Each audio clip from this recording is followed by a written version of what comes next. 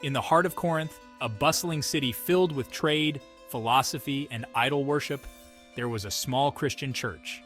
This group of believers had grown quickly under the teachings of the Apostle Paul, but as the city around them influenced their daily lives, trouble crept into their fellowship. Among the members of this church was a man named Acharon. He was a well-respected figure in the community, known for his wealth and his influence. However, a dark secret had taken hold of him. He was living in an immoral relationship with his father's wife. The church had heard rumors of it, but instead of confronting the sin, they chose to ignore it. They prided themselves on their tolerance and freedom in Christ, thinking that grace excused all behavior. I thought my standing in the community would shield me, but deep down, I knew I was living a lie. One day, a letter arrived from Paul, the apostle who had first preached to them and led many to faith. The leaders of the church gathered the congregation to read Paul's words aloud. Brothers and sisters, we have received a letter from Paul. Let us listen to his words carefully. The room was filled with eager ears, waiting to hear from their spiritual father, but as the letter was read, the tone quickly grew serious. It is reported that there is sexual immorality among you, and of a kind that is not even tolerated among the pagans. A man is living with his father's wife, and you are proud. Shouldn't you rather have gone into mourning and removed this man from your fellowship? The congregation fell silent. Paul had struck at the heart of their sin. Not just Acharon's sin, but their sin of pride and complacency. They had allowed this to fester, thinking it was an act of love and grace to tolerate such behavior. But now, Paul was urging them to act, for the sake of their own spiritual health and for the soul of Acharon. Don't you know that a little yeast leavens the whole batch of dough? Get rid of the old yeast so that you may be a new unleavened batch, as you really are. The leaders of the church exchanged glances, guilt weighing on their hearts. They had let this sin go unchecked, believing that ignoring it would make it disappear. But now they realized that their inaction was causing harm, not just to the man in question, but to the entire church. Sin, like leaven, had begun to spread and infect their community.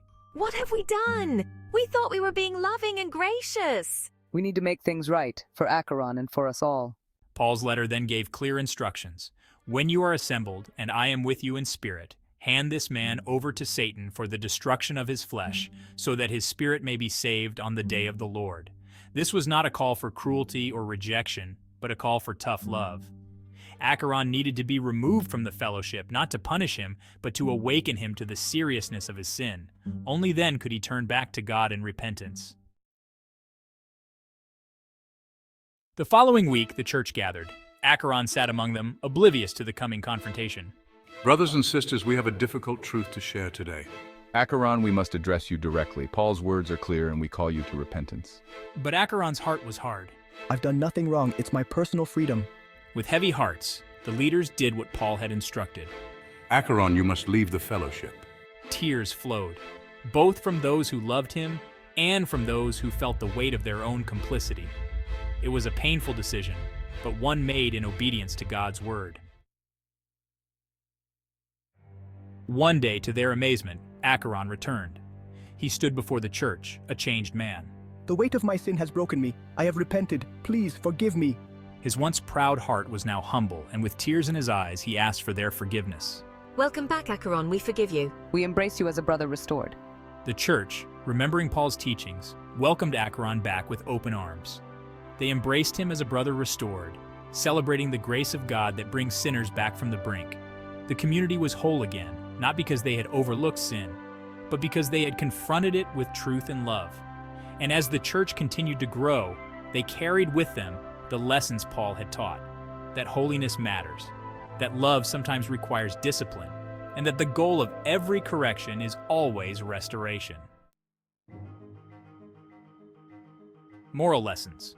1. Confronting sin. Sin must not be ignored within the church, for it can spread like leaven and harm the entire community. 2. Discipline in love.